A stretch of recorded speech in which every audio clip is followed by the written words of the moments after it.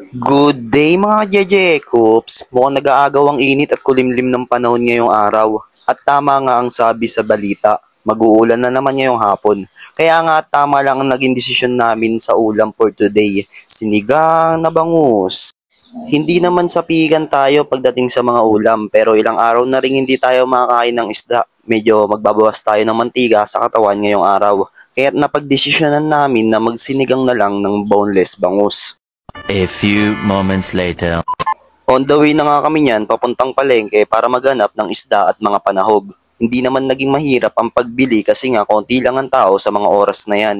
Sa halagang 155 pesos nakabili kami ng isang buong bangus at pinatanggal kay ate ang mga tinik. Kasi nga boneless gaya ng sinabi ko.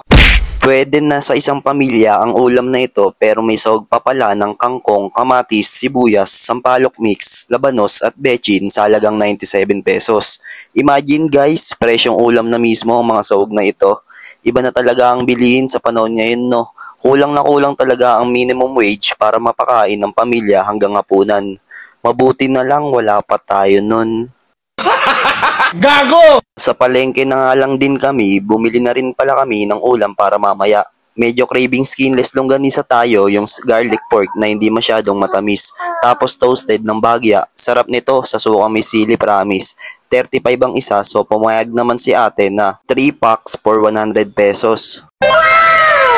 After nito, bumili naman kami ng kalahating piling ng saging sa halagang 65 pesos. Tapos nakakita pa kami ng bakery sa tapat at pagtawid may mga tindera sa karinderya na lumalaps ng kare-kare. Bibili sana kami pero ulam daw nila yon, naglaway na lang at nang inis ng kaunti.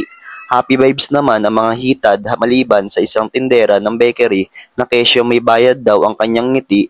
No comment na lang tayo sa ngipin niyang maputi. Dami ng FT nito para mamaya. Maaaya na naman ang bata na aming bisita na ayaw kumain ng gulay pero super lakas namang lumapang ang uta kaya walang nasasayang lalo pa at ang mga dalawa rin kaming tuta na masusuba rin at walang oras ang kain. So cooking show na muna tayo sa ngayon. Hiniwa na ang mga rekado at hinugasan ng 6 na hiwa ng bangus at nilagyan ng asin. Mas gusto namin na nagluluto pala ng igisa ang bawang, sibuyas, kamatis bago ito lagyan ng pinagugasan ng bigas na pangsaing.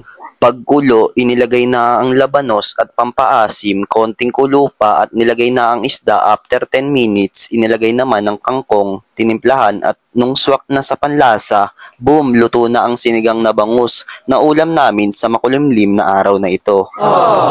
Ang tagal bumuhos ng ulan pero mukhang matindi ang pagbabadya, alauna lang pero